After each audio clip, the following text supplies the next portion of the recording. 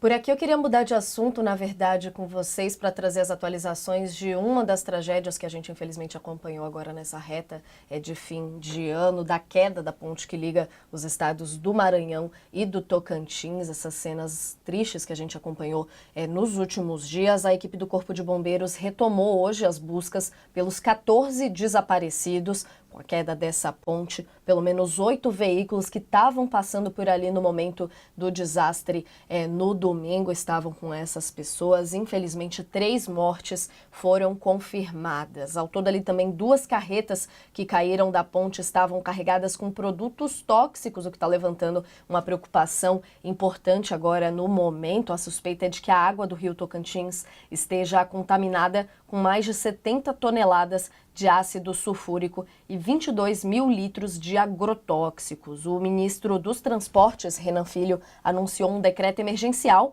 para destinar pelo menos 100 milhões de reais para obras de reconstrução dessa ponte. Ele sobrevoou a região com os governadores do Maranhão, Carlos Brandão, do PSB, e do Tocantins, o Vanderlei Barbosa, do Republicanos, dentro dessa situação ali que já era anunciada de certa forma. O Departamento Nacional de Infraestrutura de Transportes, o DENIT, informou que tentou contratar uma reabilitação para essa ponte, a ponte Juscelino Kubitschek, só que a licitação que eles tinham feito ali fracassou. Esse edital foi lançado no primeiro semestre do ano, teria um custo ali de 13 milhões de reais, mas nenhuma empresa venceu a disputa. 12 concorreram na licitação e 11 foram desclassificadas por falta de documentação ou por não baixarem o preço ali discutido. A outra foi inabilitada por não ter cumprido os requisitos do edital. Dentro dessas cenas graves aí que a gente acompanhou nos últimos dias e atualiza agora.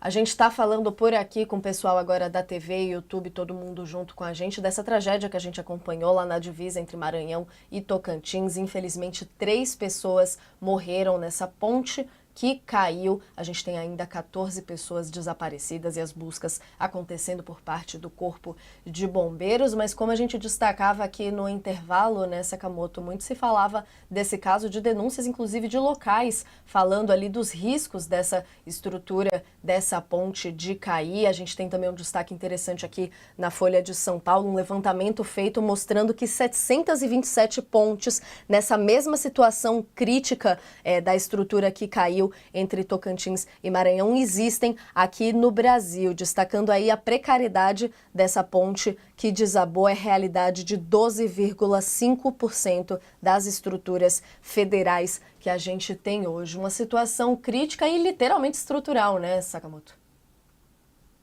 É uma, o Brasil, ele é uma bomba relógio, na verdade, do ponto de vista estrutural.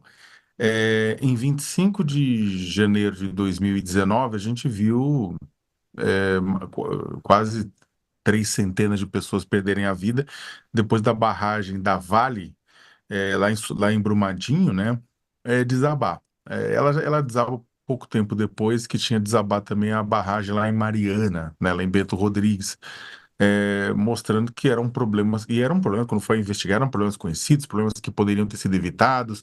Há toda uma discussão sobre o descomissionamento das barragens, da lentidão do processo de aposentadoria de barragens, da gravidade que muitas das barragens sob iniciativa privada estão, o risco que elas causam a comunidades inteiras do Brasil.